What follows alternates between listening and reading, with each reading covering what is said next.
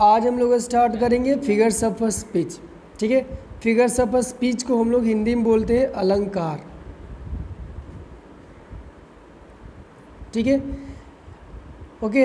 अब हम यहाँ पे देख लेते हैं, यहाँ पे थोड़ा सा एक छोटी सी डिस्क्रिप्शन है अबाउट फिगर्स ऑफ स्पीच। ठीक है, figures of speech are words और phrases that depart from a straightforward literal language. अब देखिए क्या होता है कि फिगर्स ऑफ स्पीच क्या होता है, ये वर्ड्स होते हैं, फ्रेजेज होते हैं। ठीक है, डिपार्ट का मतलब होता है अलग करना। जो स्ट्रेट फॉरवर्ड जो लिटरल लैंग्वेज यूज किए जाते हैं उनको वहाँ पे हम क्या करते हैं, वहाँ से रिमूव कर देते हैं। ठीक है, और वहाँ पे रिप्लेस करते हैं फिगर्स ऑफ स्पीच के वर्ड्स और फ्रेजेज को। अब ये क्या करता है कि ये सेंटेंसेज में हो गया, स्टांजा हो गया, उसमें इम्प्रेसिव ला देता है। ठीक है, उसको इफेक्टिव बना देता है। ठीक है, जैसे आपने देखा होगा कुछ ऐसे वर्ड कुछ लोग बोलते हैं जिससे लोग इम्प्रेस हो जाते हैं, कुछ ऐसे वर्ड लोग बोलते हैं जिससे लोग इम्प्रेस नहीं होते। ठीक है, तो बस आप समझिए कि वही चीज़ें हैं फिगर्स ऑफ स्पीच। जैसे यहाँ पे लिखा है figures of speech are often used and crafted for emphasise freshness, expression और क्लैरिटी। और यहाँ पे आप इम्प्रेसिव भी लिख सकते हैं। ठीक है, इम्प्रेसिव, इम्प्रेसिव भी आप लिख सकते हैं। ठीक है, तो ये जो वर्ड है यहाँ पे जो कलरफुल है, इसको यूज करने के लिए किसी भी स्टांजा में, किसी भी सेंटेंस में हम लोग यूज करते हैं फिगर्स ऑफ स्पीच। एक तरह से आप कह सकते हैं कि इसको हम लोग डेकोरेशन करते हैं। क्या करते हैं, इसको डेकोरेशन करते हैं। लिटरेचर में हम लोग इसको इम्प्रेसिव बनाने के लिए, एम्फेसाइज करने के लिए, फ्रेशनेस शो करने के लिए, एक्सप्रेशन दिखाने के लिए, क्लैरिटी दिखाने के लिए हम लोग यूज करते हैं। सिंपल भाषा में ये समझिए कि जिस तरीके से एक स्त्री को, ठीक है, जिस तरीके से एक स्त्री को ज्वेलरी नीड होती है उसको सुंदर दिखने के लिए, इम्प्रेसिव देखने के लिए, इम्फेटिक देखने के लिए, उसी तरीके से लिटरेचर में हम लोग यूज करते हैं फिगर्स ऑफ स्पीच। क्लियर हो गया, ये आपका फिगर्स ऑफ स्पीच है। अब हम इसके बारे में कुछ देख लेते हैं कि कितने इसके पार्ट हैं। ठीक है, और कौन कौन से पार्ट हैं, उस सभी पार्ट को हम लोग डिस्कस करेंगे। तो यहाँ पे आप देखेंगे कुछ फिगर्स ऑफ स्पीच के यहाँ पे पार्ट्स हैं। पहला यहाँ पे similes, metaphors, hyperboles, personification, onomatopoeia, apostrophe, oxymoron, alliteration. वैसे देखा जाए तो ये क्या है, ये मेनी मोर है, यानी कि बहुत सारे हैं फिगर्स ऑफ स्पीच। ठीक है, बट यहाँ पे कुछ सर्टेन है जिसको हम लोग यहाँ पे रीड करेंगे, एक एक करके हम लोग डिस्कस करेंगे। ओके, तो पहले सबसे हम लोग स्टार्ट करते हैं सिमली से। सिमली क्या होता है, सिमली के बारे में हम लोग देखते हैं। ठीक है, यहाँ पे एक छोटा सा आपका दिया है डिस्क्रिप्शन अबाउट सिमली, मतलब कि डेफिनीशन है। और फिगर्स ऑफ स्पीच में आपको दो चीज़ करना होता है। पहला होता है कि इसका डेफिनीशन याद कर लीजिए। ठीक है,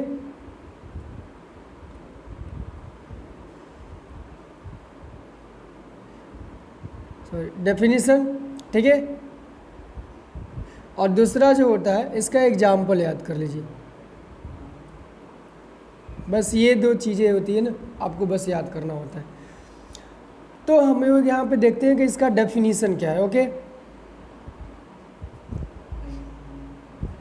अ simile is a comparison of two unlike things using like as so.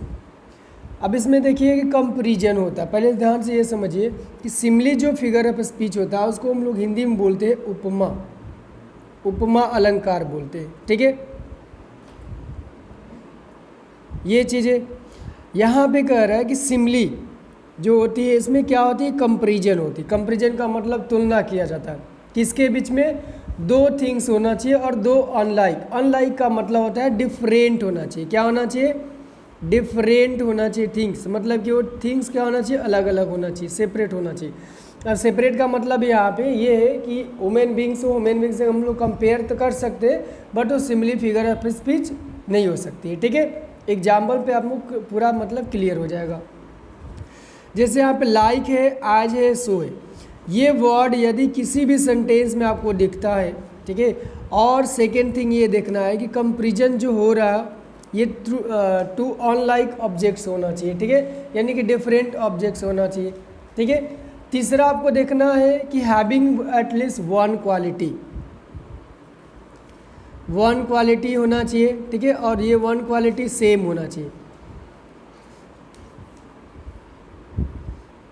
Okay, इसमें एक क्वालिटी होना चाहिए। सेम कैसे, आपको यहाँ पे ध्यान दीजिए, इस सिमिलर फिगर ऑफ स्पीच को ये एक डेफिनेशन याद करना है, ये देखना है कि उसमें लाइक एज सो वर्ड आना चाहिए, दूसरा होना चाहिए कंपैरिजन होना चाहिए, किसमें टू अनलाइक थिंग्स होना चाहिए, मतलब कि टू डिफरेंट थिंग होना चाहिए। मैं यहाँ पे सेपरेट यहाँ बता दे रहा हूँ। पहला देखिए, पहला जो पॉइंट है टू डिफरेंट थिंग होना चाहिए।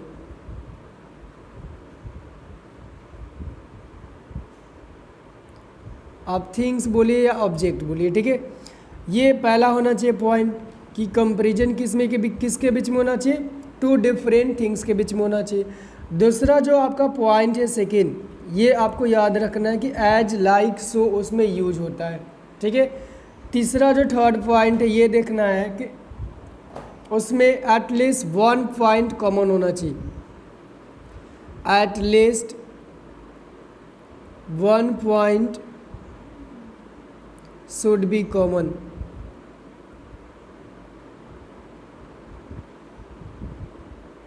अब कॉमन का मतलब आप समझ ही रहे कि दोनों में क्वालिटी वो सेम होना चाहिए, कम से कम एक क्वालिटी होना चाहिए।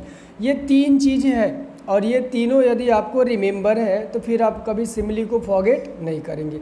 पहला क्या है, दो डिफरेंट होना चाहिए थिंग्स, ठीक है। दूसरा है आपको ये वर्ड्स उसमें आना चाहिए, और तीसरा कि उन दोनों में एक कम से कम एक पॉइंट होना चाहिए। ये चीज़ें आपको ध्यान में रखना है, ठीक है। मतलब उनकी क्वालिटी क्या होना चाहिए, सेम होना चाहिए, कम से कम एक। अब हम लोग एग्जाम्पल देख लेते हैं, ठीक है। जैसे लिखा है कि हर वर्ड्स, ठीक है, और यहाँ पे देखिए हनी लिखा है। ये जो यहाँ पे दो हैं, ये दोनों क्या, ये देखेंगे वर्ड्स यहाँ पर अलग है, हनी अलग है, ठीक है। बट यहाँ पे पहला ये चीज़ है कि दो चीज़ में कंपैरिजन हो रहा है। सेकेंड इसमें देखिए कि यहाँ पे वर्ड जो है लाइक दिया है, एंड थर्ड कह रहा है कि एक कॉमन होना चाहिए। तो हनी ऑलरेडी क्या होता है, स्वीट होता है, मीठा होता है। अब हनी थोड़े का नमकीन होता है, उसमें नमक डाला है, मिर्चा डाला है, ऐसा नहीं है ना। तो हनी आपका क्या है, स्वीट है।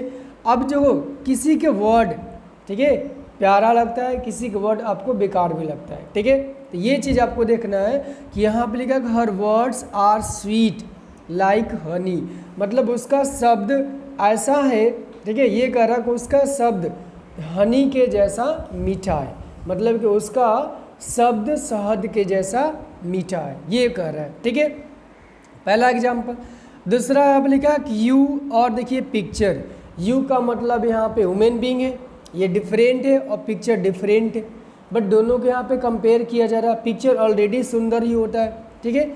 You are as pretty as a picture, यहाँ पे आप देखेंगे तो एज भी दिया है, ठीक है, और यहाँ पे आपको कंपेयर भी किया जा रहा है, दो ऑब्जेक्ट हो रही है डिफरेंट, ठीक है। और यहाँ पे आप देख सकते हैं कि प्रेटी जो यहाँ पे दोनों में कॉमन है। तो ये आपका सेकेंड एग्जाम्पल है। नेक्स्ट यहाँ पे एग्जाम्पल है लाइफ एंड ड्रीम। ये जो है ना, life is like a dream, life देखेंगे तो ये आपका अलग है, ड्रीम जो है अलग है, ये दो डिफरेंट हो गए, ठीक है। इसमें आप कॉमन एक चीज़, सॉरी हाँ, ये पहला पॉइंट हो गया कि आपको दो यहाँ पे डिफरेंट थिंग में कंपेयर हो रही है। सेकेंड देखिए, सेकेंड पॉइंट यहाँ पे लाइक वर्ड दिया है जो मैंने यहाँ पे आपको बताया था, ठीक है।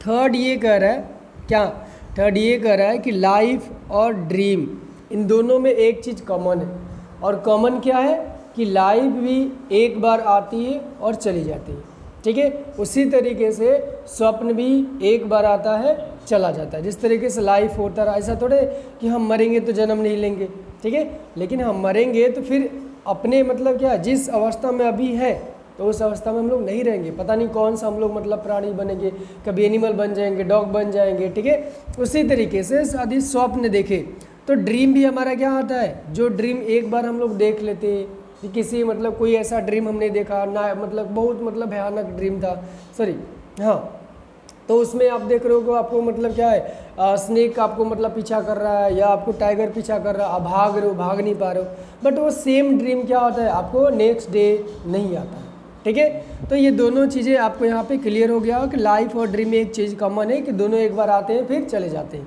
क्लियर। अगला एक और एग्जाम्पल यहाँ पे देखिए आई, ठीक है, और क्लाउड। यहाँ पे ये दो क्या डिफरेंट, क्लाउड आप देखेंगे आकाश में रहता है, और आई यहाँ पे पर्सन की बात हो रही है, ह्यूमन बीइंग की बात हो रही है, ठीक है। क्लाउड भी क्या करता है, मूव करता है, वंडर करता है, भटकता रहता है, कभी वेस्ट जाता है, कभी नॉर्थ जाता है, कभी साउथ जाता है।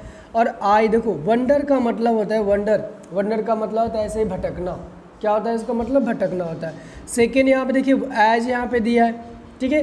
तो आप यहाँ पे देखो ना, I wander as a cloud, ये कह रहा है कि मैं क्लाउड के जैसा वंडरिंग कर रहा हूँ, ठीक है, मैं वंडर किया, ठीक है। तो ये सब आपके एग्जाम्पल से कुछ याद करना पड़ेगा आपको, ठीक है। यदि कोई चीज़ समझ में नहीं आती है तो पहले उसको याद करिए, धीरे धीरे समझ में भी आ जाएगा। एक और एग्जाम्पल देख लीजिए, हम यहाँ बता दे रहे आपका, जैसे टाइम हो गया, टाइम इज लाइक मनी। अब यहाँ पे देख लिए लाइक वर्ड है, ठीक है, जो यहाँ पे हमने बताया था। टाइम यहाँ पे और मनी, ये दोनों क्या है, अलग अलग है। ये दो ऑब्जेक्ट है लेकिन डिफरेंट है, अनलाइक बोल सकते हो या डिफरेंट बोल सकते हो, ठीक है। लाइक यहाँ पे वर्ड यूज हुआ है, ठीक है। सेकेंड यहाँ पे ये देख सकते हो आप कि टाइम और मनी, ये दो एक ऐसे चीज़ है जो क्या करते हैं, हमेशा मूवेबल है, मतलब हमेशा मूव करते रहते हैं, ये कभी रुकते नहीं है, किसी के पास स्टेबल नहीं होते। टाइम भी जो आता है एक बार चला जाता है, मनी भी जो आता है वो चला जाता है, ठीक है। तो यहाँ पे एक चीज़ क्या है आपको दिखेगा कि एक यहाँ पे इनकी क्या है, क्वालिटी कॉमन है, सॉरी एक मैंने लिख दिया, ओके। तो ये सब चीज़ें क्या है आपको यहाँ पे ध्यान में रखना है सिमिली के लिए, ठीक है। सिमिली में बस यही चीज़, तीन चीज़ आप याद रखेंगे, आपको कभी दिक्कत इसमें नहीं होगा, ठीक है। अगला हम लोग देखते हैं मेटाफर, ओके। अब हम लोग यहाँ पे देखते हैं मेटाफर। मेटाफर को हम लोग हिंदी में बोलते हैं रूपक, बोलते हैं रूपक अलंकार, ठीक है। अब ये देखिए आपके यहाँ पे दो यहाँ पे डेफिनेशन, पहला यहाँ पे शॉर्ट डेफिनेशन है, दूसरा थोड़ा सा लॉन्ग कर दिया। लॉन्ग का मतलब थोड़ा सा एक्सप्लेन कर दिया। अब metaphor is an implied simile लिखा है, आप ये भी क्या लिख सकते हो, डेफिनेशन, ठीक है। सेकेंड कह रहा है a metaphor is a condensed form of simile in which comparison between two different objects is shown without the use of such as like as so। देखो इसमें ये बता रहा कि जो मेटाफर होता है ये सेम टू सेम क्या होता है, ये सिमिली के कॉपी होता है, बट इसमें क्या होता है कि हम लोग दो चीज़ को कंपेयर करते हैं बट उसे हम डिक्लेयर करते हैं ओनली वन, मतलब कि दो चीज़ को कंपेयर करते हैं बट उसे डिनोट करते हैं एक, ठीक है। अब कैसे एक डिनोट करते हैं, लेकिन उसमें ये चीज़ ध्यान रखना है कि उसमें ये वर्ड आपको नहीं रहना चाहिए, ये वर्ड आपको नहीं मिलेगा।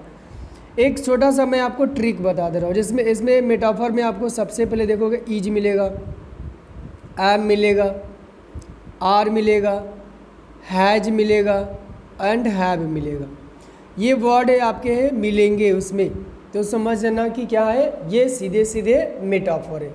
ये चीज़ें आपको याद रखना, is, am, are, has, have, जब ये वर्ड हो, ठीक है, तो आपको ध्यान देना है क्या चीज़ की ये आपका मेटाफर है। कैसे, आइए एग्जाम्पल के थ्रू हम लोग देखते हैं। He is the vulture of the state. अब देखिए यहाँ पे ही हो गया और वल्चर हो गया, दोनों क्या है, ये दोनों डिफरेंट है, बट इसको डिनोट करके एक ही प्रेजेंट किया जा रहा है, ठीक है। यहाँ पे देखो ईज है, यहाँ पे देखोगे ईज है, ठीक है, यहाँ भी देखिए ईज है, यहाँ पे वॉज है, ठीक है, वॉज मैंने छोड़ दिया था, वॉज भी आप लगा लेना, वॉज वर्ड, ठीक है। तो ये वर्ड सब आपको दिखेंगे, इसमें ये डायरेक्ट क्या करते हैं ना कि दोनों को कंपेयर करते हैं बट एक को डिनोट करते हैं, ये चीज़ आपको ध्यान में रखना है। अगला लिखा है कि ही इज, ठीक है, देखिए ही एंड अ स्टार, ये दो है, दोनों को कंपेयर किया जा रहा है, ठीक है, दोनों को कंपेयर किया जा रहा है। He is the star, a star already star है, ठीक है, और ही जो है कैसा है, स्टार के जैसा है, यानी कि कंपेयर किया गया है ना, तो सीधे ये डायरेक्ट बोलता है कि he is the star of the family, यानी कि वो फैमिली का स्टार यानी कि सुप्रीम है। क्लियर, इसमें लाइक एज वर्ड आपको नहीं दिखेंगे, बस यही चीज़ें। यदि किसी भी सिमिली के सेंटेंस ले लीजिए, ठीक है, सिमिली फिगर ऑफ स्पीच का, उसमें से लाइक एज सो हटा दीजिए तो क्या बन जाएगा, डायरेक्ट बन जाता है आपका मेटाफर बन जाता है। ठीक है, अगला यहाँ पे देख लीजिए, life is not a bed of रोज। ठीक है, अब यहाँ पे लाइफ की बात कर रहा, ठीक है, और यहाँ पे बेड ऑफ रोज की बात कर रहा, ये दोनों क्या है, डिफरेंट है। ठीक है, तो life is not a bed of रोज, ये चीज़ें आपको यहाँ पे देख सकते हैं, लाइफ हो गया और बेड ऑफ रोज हो गया, ये दोनों क्या डिफरेंट है, बट लाइफ को डायरेक्ट बता रहा है कि लाइफ क्या है, बेड ऑफ रोज नहीं है। अगला यहाँ पे एग्जांपल देखिए, Gandhi ji was the guiding star. Gandhi ji कौन थे, पर्सन थे। गाइडिंग स्टार यहाँ पे मतलब क्या होता है, ये दोनों अलग अलग डिफरेंट हो गए, of the destiny of the India. ठीक है, तो यहाँ पे आप देख सकते हैं कि गांधी जी को क्या है, गाइडिंग स्टार बता दिया गया, जो गाइडिंग स्टार डिफरेंट है, गांधी जी डिफरेंट है, दोनों कंपेयर किया गया, बट दोनों को यहाँ पे क्या करके, दोनों को कंपेयर करके एक बताया जा रहा है। ठीक है, अब यहाँ पे हम एक छोटा सा एग्जाम्पल से आपको समझा रहे हैं, जैसे difference between simile and metaphor का एग्जाम्पल। जैसे देखिए यहाँ पर लिखा है life, life is like dream. तो अब यहाँ पे आप देखिए कि लाइफ जो है और ड्रीम है, यहाँ पे दो अलग अलग चीज़ें हैं, दोनों अलग अलग डिफरेंट है। अगला जो आपको यहाँ पे वर्ड देखने को मिल रहा है वो क्या मिल रहा है, लाइक मिल रहा है।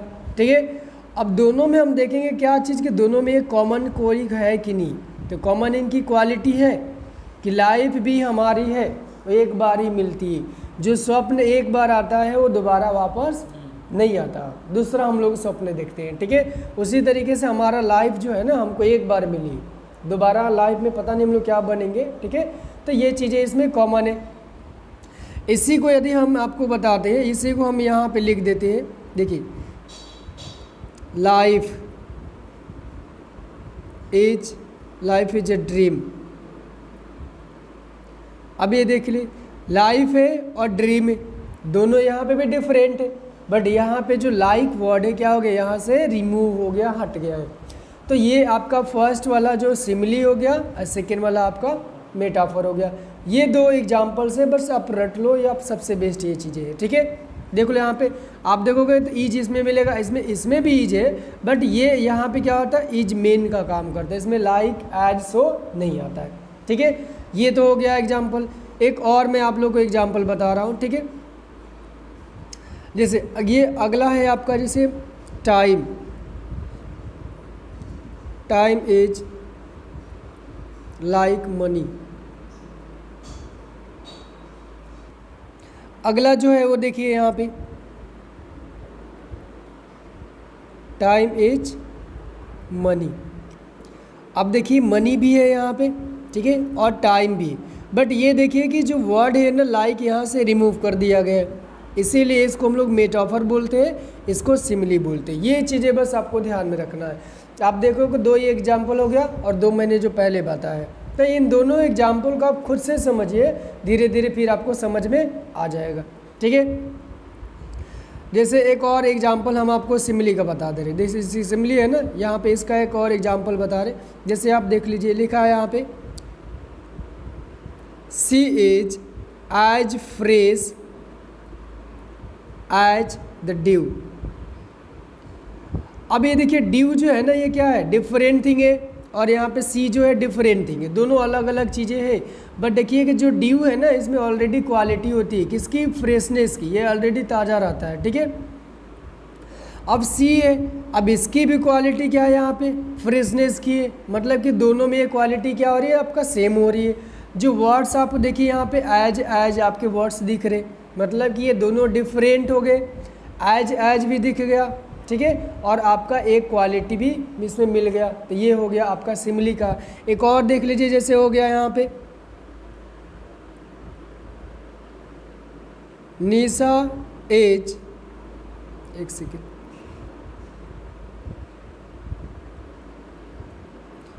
निशा एज, मैं इसको कलर चेंज कर लेता हूँ यहाँ से,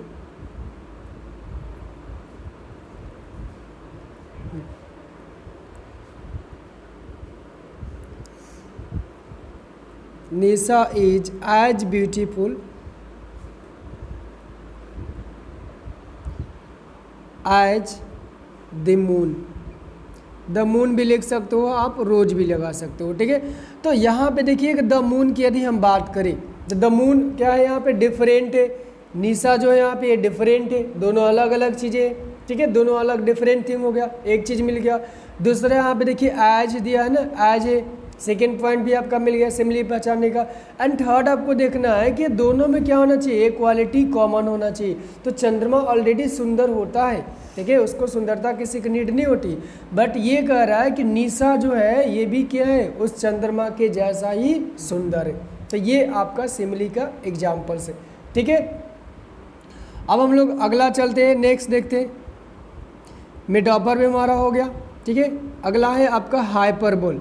अब हाइपरबोल को भी हम लोग देखते हैं क्या है ये। हाइपरबोल्स की बात करें हम तो इसको बोलते हैं हिंदी में अतिशयोक्ति अलंकार बोलते हैं, ठीक है। क्या होता है हाइपरबोल्स?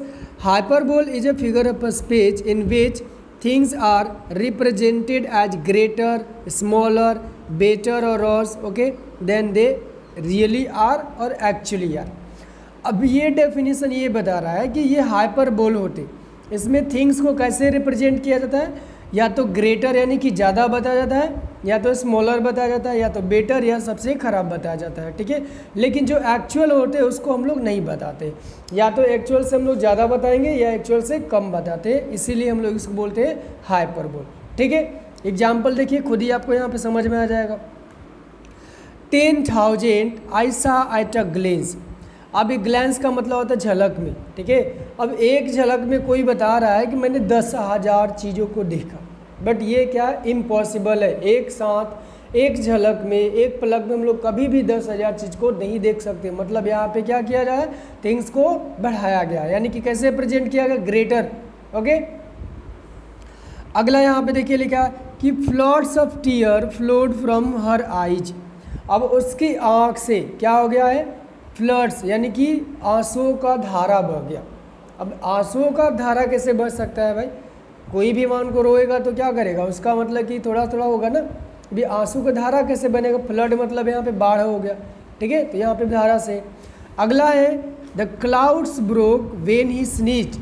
अब ये देख लीजिए, अब ये कह रहा है कि जब उसने छींका तो क्लाउड ही फाट गया, मतलब क्लाउड ही फट गया। अब ये कैसे हो सकता है भाई कि कोई छींकेगा और क्लाउड फट जाएगा, बट देखो कि थिंग्स को कितना मतलब क्या बढ़ा चढ़ा कर बोला जा रहा है कि उसने ऐसा छींका कि क्लाउड ही फट गई, ठीक है। बट ये देखोगे ना कि कोविड-19 में ये स्नीज का वजह क्या है, ये इफेक्ट रहा है। यदि किसी को सीट चाहिए ट्रेन में, बस में, तो क्या करता था, तुरंत तो छींक दिया, और छींक दिया तो सब लोग वहाँ से उठ गए और जा करके बैठ जाता था, ठीक है।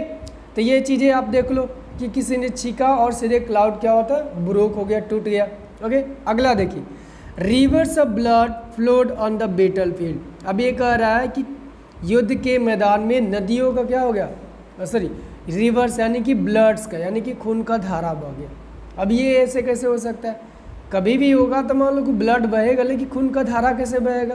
तो ये सब चीज़ें क्या है, हाइपरबोल का है। कुछ और एग्जाम्पल्स मैं आपको बता देता हूँ, ओके। जैसे यहाँ पे देखिए लिखा है sentence, I have told you 100 times. As क्या होता है कि जनरली हर मतलब क्या है, लड़के लड़की के माँ बाप बोलते हैं कि मैंने तुम्हें 100 बार मना किया ये काम मत करो, ठीक है।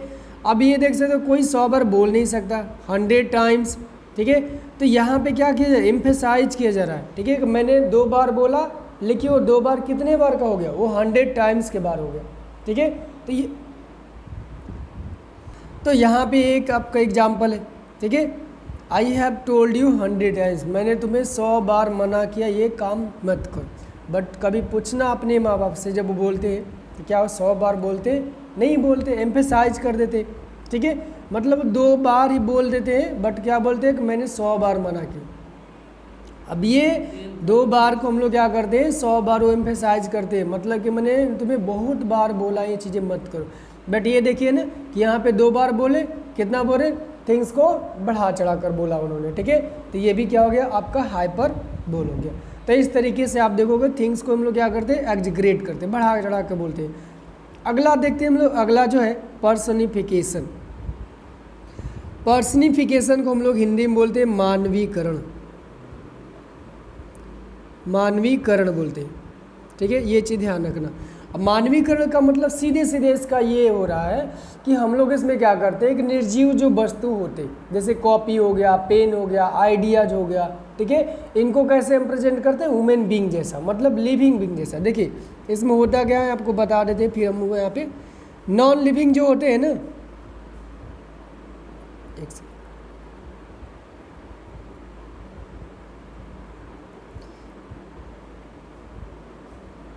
नॉन लिविंग, ठीक है, नॉन लिविंग जो थिंग्स होते हैं उनको कैसे हम लोग ट्रीट करते हैं, treated okay as living being. अब लिविंग बीइंग का मतलब क्या होता है, लिविंग बीइंग मतलब यहाँ पे ये मानव जाति से, मतलब यहाँ पे निर्जीव वस्तु को सजीव बता करके जब हम लोग प्रेजेंट करते हैं ना, उसी को हम लोग बोलते हैं क्या, आपका मानवीकरण, ठीक है। In personification in an inanimate objects and abstract notion, notions का मतलब विचार होते हैं, थॉट्स होते हैं, are spoken as a having life और इंटेलिजेंस। अब देखिए ये कह रहा है कि अब्स्ट्रैक्ट नोशंस को, ठीक है, या इन एनिमेट ऑब्जेक्ट होते, इसको हम लोग क्या करते हैं, कैसे बताते हैं, हैविंग लाइफ, यानी कि उनके लाइफ है, उनकी जीवन है, या उनके पास इंटेलिजेंस है, ये सब हम लोग क्या करते हैं, समझ करके जब उसे प्रेजेंट करते हैं तो उसे भी हम लोग बोलते हैं पर्सनिफिकेशन। सिंपल से ये समझिए कि कोई भी जो है आइडिया है, ठीक है, कोई एब्स्ट्रैक्ट आइडिया हो, ठीक है, या कोई भी ऐसा थिंग्स हो जिसको मतलब क्या है, निर्जीव है, उसको हम लोग सजीव की जो क्वालिटी है शो करते हैं, तो उसको हम लोग बोलते हैं पर्सनिफिकेशन। कैसे, एग्जाम्पल के थ्रू मैं आपको बताता हूँ। सिंपल सा एग्जाम्पल है, पहले ये देखिए, लव इज ब्लाइंड, ये सबने सुना होगा, लव इज ब्लाइंड। तो ब्लाइंड क्या है, ब्लाइंड किसकी क्वालिटी, निर्जीव की क्वालिटी नहीं है, ये ह्यूमन बीइंग की क्वालिटी, ठीक है, ये किसकी है, ह्यूमन बीइंग का, यानी लिविंग बीइंग का, जो मतलब जीवित है उसकी क्वालिटी, ठीक है। अब यहाँ पे लव क्या है, ये एक क्या है, अब्स्ट्रैक्ट नोशन है, ये एक क्या है, विचार है, एक थॉट है, आइडिया है, और इसको हमने क्या बोल दिया है, लव इज ब्लाइंड, प्यार अंधा होता है, ठीक है। तो ये क्या है, नॉन लिविंग थिंग को हमने क्या कर दिया, लिविंग बीइंग बना दिया, इसी वजह से हम लोग इसको बोलते हैं पर्सनिफिकेशन। अगला देखते हैं, अगला देखिए लिखा एक्सपीरियंस। देखिए experience is the best teacher. अब टीचर क्या होता है, टीचर की क्वालिटी किस में होती है, ह्यूमन बीइंग में होती है, लिविंग बीइंग में। अब ऐसा थोड़ा कोई किताब आपका टीचर बन जाएगा, नहीं ना, किताब क्या हो गया आपका, हो गया कोई थॉट हो गया, नहीं होगा। लेकिन यहाँ पे जो एक्सपीरियंस है ये क्या है, ये एक नोशन है, एक थॉट है, एक आइडिया है, ठीक है, जिसको हम लोग ने प्रेजेंट किया कैसे, टीचर जैसा, मतलब कि ह्यूमन बीइंग जैसा, इसीलिए हम लोग इसको बोलते हैं पर्सनिफिकेशन। अगला देखिए, opportunity knocks at the door but once. अब यहाँ पे देखिए नोक्स कौन करेगा, नोक्स का मतलब खटखटाना, सॉरी नोक का मतलब खटखटाना होता है, ठीक है। तो ये चीज़ आपको ध्यान में देखना है कि खटखटाएगा कौन, नॉन लिविंग तो कभी आपको खटखटाएगा नहीं, ये कौन खटखटा सकता है, लिविंग बीइंग, ओके। तो ये कह रखा अपॉर्चुनिटी, ठीक है, आपके दरवाजे पे क्या करती है, खटखटाती है, बट एक बार, बट इसका मीनिंग ये है कि अपॉर्चुनिटी हमारे लाइफ में आती है लेकिन एक बार आती है, ठीक है। तो ये चीज़ आपको ध्यान में रखना है कि opportunity knocks at the door but once. अगला है a lies has no legs, ठीक है। अब देखिए लाइज क्या है, झूठा होता है, ठीक है। अब झूठ हो यहाँ पे बात कर सॉरी, जो झूठ होता है ये क्या होता है, इसको लेग तो होगा नहीं, ये क्या है, एक यहाँ पे आइडिया है, ये क्या है, एक आइडिया, एक नोशन है, ठीक है।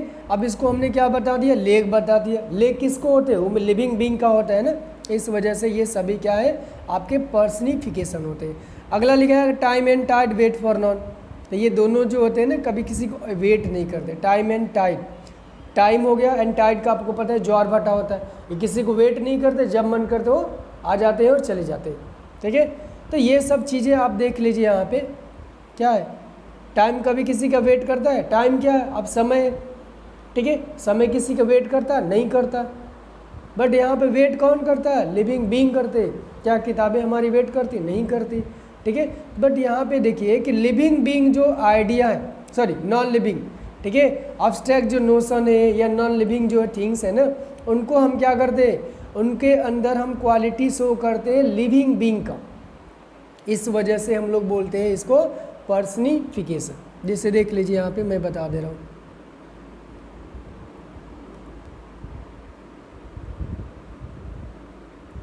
जैसे नॉन लिविंग हो गए, नॉन लिविंग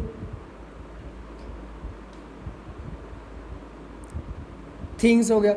इस नॉन लिविंग थिंग्स में हम लोग क्या करते हैं, लिविंग बीइंग्स की क्वालिटी शो करते हैं। लिविंग बीइंग्स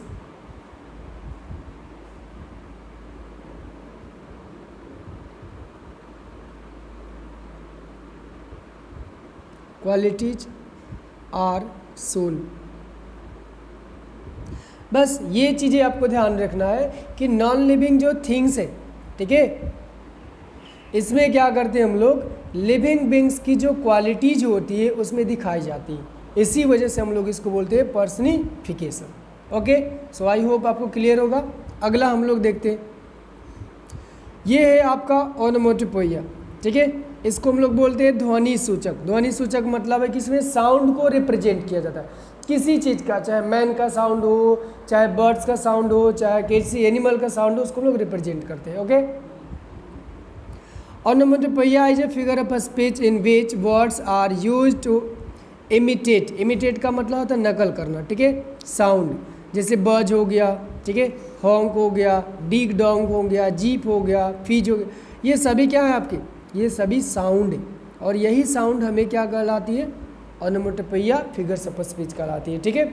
एग्जाम्पल देखिए यहाँ पे लिखा है, I just heard the mew of the cat, mew of a cat. अब ये कह रहा, यहाँ पे देखिए म्याऊ हो गया, यहाँ पे हमिंग हो गया, ड्रोनिंग हो गया, हीजिंग हो गया, बजिंग हो गया। यही जो साउंड है रिप्रेजेंट करता है आपका ओनोमेटोपोइया। ये बहुत सिंपल होती है, ठीक है। चाहे आप रिवर्स का जो होता है ना, जो साउंड होते हैं, जैसे पानी छलकता है, ठीक है, तो कलकल की आवाज़ करती है, उसकी साउंड, ठीक है। मक्खी जो होती है काऊ बोलती है, डॉग बार्किंग करते हैं, ठीक है, जो घोड़ा करते हैं, घोड़ा मतलब है ना था, ठीक है। तो ये सभी क्या होता है, ये सभी साउंड इसमें काउंट होते हैं। तो इसलिए बहुत ज़्यादा टफ नहीं है, आराम से आप लोग को समझ में आ गया होगा, ठीक है। अगला हम लोग चलते हैं। अब हम लोग देखेंगे यहाँ पर अपस्ट्रॉफी। अपस्ट्रॉफी को हम लोग बोलते हैं संबोधन सूचक, ठीक है। ये क्या करता है, इसमें डायरेक्ट एड्रेस करता है डेड पर्सन का। जैसे देखिए, an apostrophe is a direct address to the dead, ठीक है, टू द सेंट और टू द पर्सनिफाइड ऑब्जेक्ट और आइडिया। ये क्या करता है कि इसमें डायरेक्ट हम एड्रेस करते हैं किसी भी डेड को, अब्सेंट को या आइडियाज़ को, ऑब्जेक्ट को हम पर्सनिफाइड कर देते हैं, इसलिए इसको हम लोग क्या बोलते हैं, अपस्ट्रॉफी बोलते हैं। जैसे यहाँ पे देखिए, इसका सिंबल एक चीज़ है आपको पहचानने का, ये आपको दिखेगा, इसको हम लोग एक्सक्लेमेशन मार्क बोलते हैं। ये चीज़ आपको ध्यान में रखना है कि किसी भी अपस्ट्रॉफी में ये आपको फिगर ऑफ स्पीच में, किसी भी फिगर ऑफ स्पीच में, ठीक है, जब आप कंफ्यूज हो, नहीं पता चल रहा है कि कौन सा फिगर ऑफ स्पीच है, तो वहाँ पे ये वर्ड देखिए कि है कि नहीं, और ये है तो आप समझिए कि वहाँ पे अपस्ट्रॉफी की बात हो रही है, ठीक है। जैसे यहाँ पे देखिए, ओ डेथ, तो डेथ के बाद देखिए लिखा है ओ वर्ल्ड, ओ लाइफ, ओ टाइम। इन सभी क्या है, तीनों वर्ड में देखिए कि यहाँ पर अपस्ट्रॉफी है, सही, ये आपका एक्सक्लेमेशन मार्क दिया है, ठीक है। अगला लिखा है ओ सॉलिट्यूड, वेयर आर दाई, यहाँ पे चार्म्स लिखा है। तो ये सभी क्या है आपके एग्जाम्पल्स यहाँ पे दिए हैं। जैसे यहाँ पे एक और आपको देखेंगे, ये जो वर्ड है ना ओ, इसमें आपको हमेशा देखने को मिलेगा, ठीक है। ये वर्ड हो गया और ये आपका मार्क हो गया। ये दोनों आपको याद रखना है कि दोनों आपको हमेशा ये इसमें सोन होते, हमेशा दिखते, ठीक है। अब यहाँ पे देखिए एक ओ डेथ, डायरेक्ट यहाँ पे किसकी, डेथ को बुलाया जा रहा है। Where is the sting, sting का मतलब होता है डंक होता है।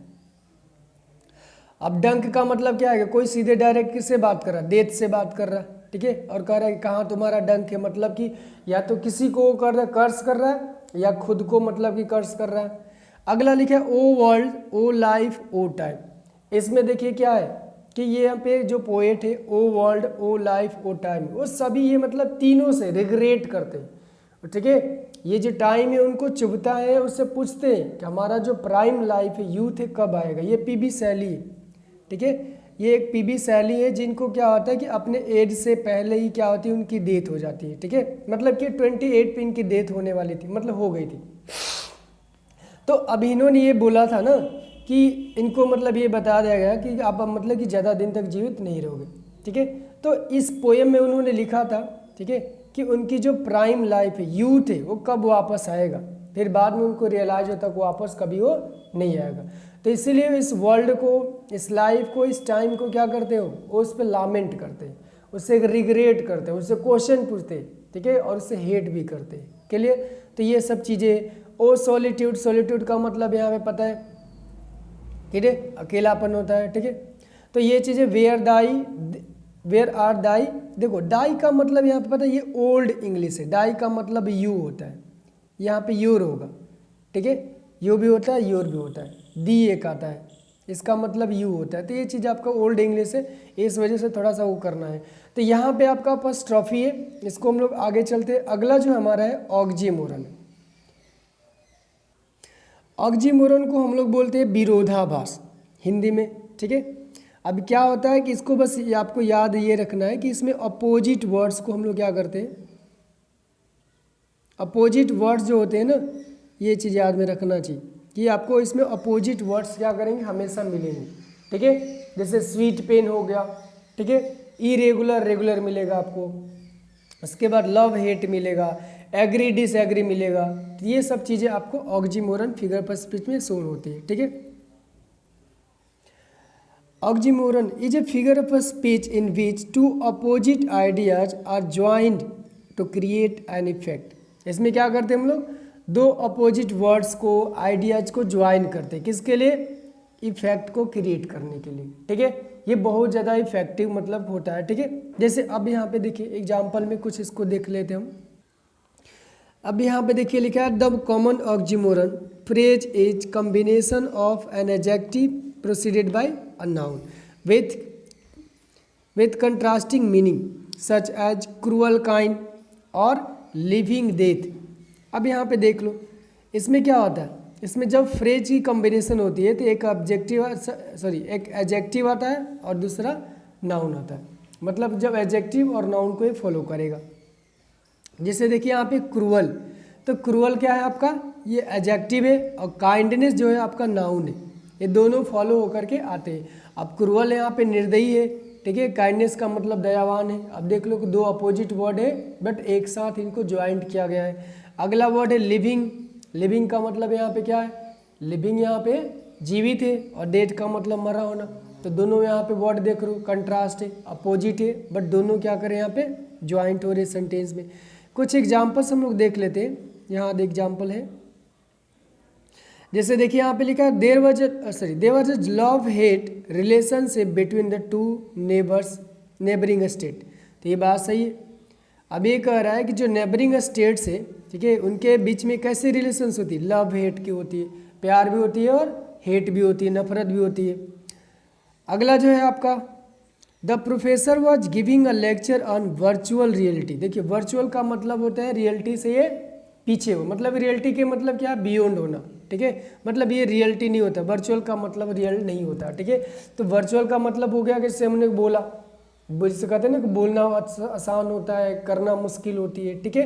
तो रियलिटी कुछ और होती है और वर्चुअल कुछ और होती है। जैसे कुछ लोग देखो ना, दिखाने के लिए को बहुत मतलब अपने आप को बड़े होते हैं बट एक्चुअल में वो होते नहीं है। जैसे कहते हैं ना कि हाथी को दांत जो होता है ना, खाने के लिए कुछ और होता है, दिखाने के लिए वही। तो यहाँ पे वर्चुअल रियलिटी की बात करें तो प्रोफेसर किस पे लेक्चर दे रहे थे, वर्चुअल रियलिटी पे। क्लियर। अब दोनों वर्ड अलग अलग है, कंट्रास्ट है, अपोजिट है, बट देखो कि कितना यहाँ पे सुटेबल इनको यहाँ पे मीनिंग के बैठाया गया है। All the politicians agree to disagree. अब यहाँ पे देख लो एग्री भी कर रहा है, डिसएग्री भी है, बट दोनों को कॉम्बिनेशन देखिए कितना सुटेबल ब्यूटीफुल बनाया गया है, ठीक है। कि जितने भी पॉलिटिशियंस है, ठीक है, वो क्या किए, डिसएग्री से एग्री हो गए। ये चीज़ें आपको ध्यान देना है। अगला देखिए यहाँ पे जो वर्ड है, एग्जाम्पल है there was an employee in the office who was regularly irregular. अब कह रहे कि ऑफिस में एक एम्प्लॉई था, ठीक है, जो नियमित रूप से अनियमित रहा, ठीक है, नियमित रूप से अनियमित रहा, ठीक है, मतलब कि वो रेगुलरली यहाँ पे नहीं आया। तो आप देख लो, एक तरफ रेगुलर बता रहा है, दूसरा तरफ इरेगुलर बताया, बट देखो कि दोनों को कितना सुंदर यहाँ पे कॉम्बिनेशन बनाया गया है। इसी को हम लोग बोलते हैं ऑक्सीमोरन बोलते हैं। जैसे एक और है, ये देखिए CH फीलिंग स्वीट पेन।